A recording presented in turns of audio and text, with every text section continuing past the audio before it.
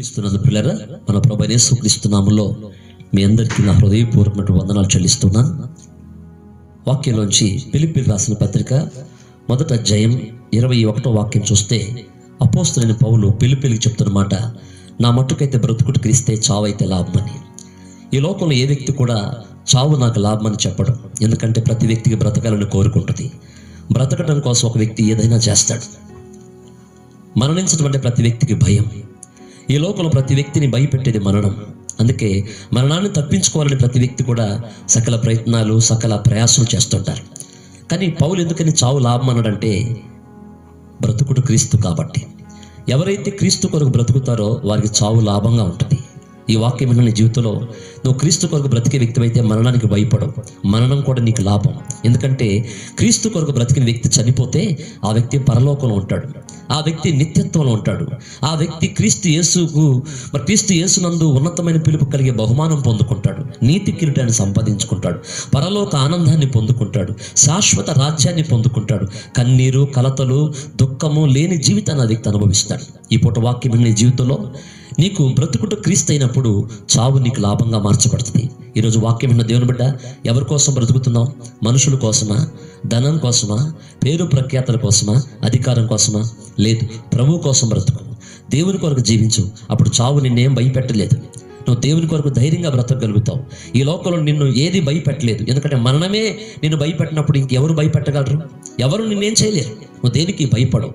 ఒక వ్యక్తి క్రీస్తు కొరకు బ్రతికినప్పుడు చావు లాభంగా మార్చబడుతుంది. మరి ఈ మాట చెప్పడానికి పౌలుకి ఎంత గడుసు ఉన్నాయండి? ఎలా చెప్పగలిగాడు?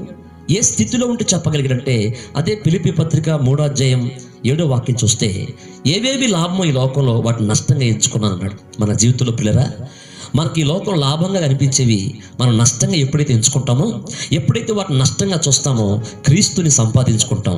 క్రీస్తుని మాత్రమే సంపాదించుకున్నప్పుడు ఈ లోకంలో కనిపించేవన్నీ కూడా మనకు లాభంగా అనిపించవు. అందుకే పౌలు అంటాడు, ఏ విధము చేతనైనా మృతుల్లోంచి పునరుద్ధానం కలగవలనని, క్రీస్తు యేసు యొక్క విశేష జ్ఞానం సంపాదించుకోవాలని నాకు ఈ లోకంలో లాభంగా కనిపించేవన్నిటిని కూడా పెంటతో సమానంగా ఎంచుకున్నాడు. ఎందుకంటే పిల్లరా, లోకము దాని ఆశలు గతించిపోతాయి. పంచభూతాలు మహావేంద్రముతో లయమైపోతాయి. కాబట్టి దేవుని వాక్యం మన జీవితంలో మనం ఈ లోకంలో ఉన్నవన్నీ నష్టంగా ఎంచుకొని ప్రభు కొరకు బ్రతుకుతాం. అంతేకాదు, ఎవరైతే క్రీస్తు కొరకు బ్రతుకుతారో చావైతే వారికి లాభంగా మార్చబడుతుందో వారిలో ఉండే 2 లక్షణాలు అంటే, అదే మాట రాయబడింది 13వ వచనంలో. అయితే ఒకటి చేయుచున్నాను, వెనుకున్న వాటిని మరిచి ముందున్న వాటి కొరకు వేగిరి పడుతున్నాను, గురి యొద్దకే పరిగెత్తున్నాను, ఉన్నతమైన పిలుపు కలుగు బహుమానం పొందాలని ఓపిక తెచ్చుకొని నేను పరుగు పందెంలో పరిగెత్తున్నానని చెప్తున్నాడు పౌలు. వాక్యం మన జీవితంలో పిల్లరా, మనం ఎప్పుడైతే చావు లాభంగా మార్చబడుతుంటే బ్రతుకుట క్రీస్తు అయినప్పుడు, క్రీస్తు కొరకు బ్రతుకుతున్న వ్యక్తి ఒకటి ఈ లోకంలో లాభంగా అనిపించే వాటిని నష్టంగా ఎంచుకుంటాడు, పెంటతో సమానంగా ఎంచుకుంటాడు. రెండోది, వెనకున్న వాటిని మర్చిపోతాడు. నీ జీవితం వెనుకున్న వాటిని మర్చిపో.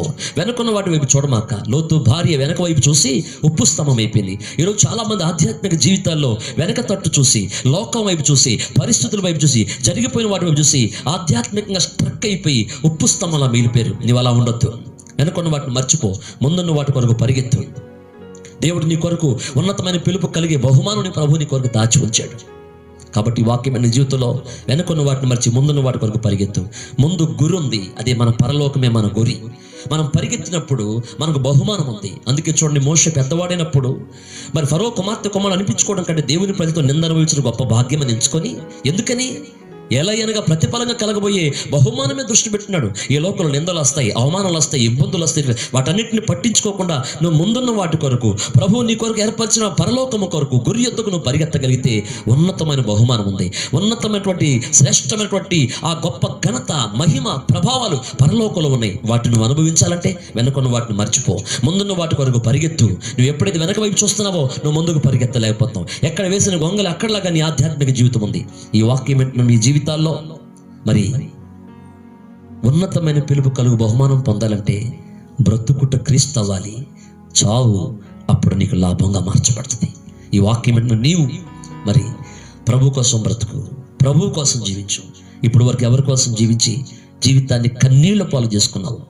ఎవరి కోసం జీవించి నీ జీవితాన్ని దుఃఖమయంగా మార్చుకున్నావో? ఎవరి కోసం జీవించి నీ జీవితంలో సంతోషాన్ని పోగొట్టుకుని, సమాధానం పోగొట్టుకుని మరణ భయంతో కొనసాగుతున్నావో? సహోదరి, సహోదరుడా, ఇక నుంచైనా క్రీస్తు వరకు సమర్పించుకొని క్రీస్తు కొరకు బ్రతుకు. ప్రభు శ్రేష్టమైనటువంటి ఆ పరలోక సౌభాగ్యంతో పాటు, పరలోకపు మరి ఆ ఘనతతో పాటు, సింహాసనంతో పాటు, కిరీటంతో పాటు విలువైన బహుమతులు ఎన్నో ప్రభు నీకు ఇవ్వబోతున్నాడు.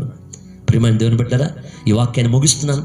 ప్రభు ఈ మాటలను దీవించును గాక. ఆమేన్, ఆమేన్.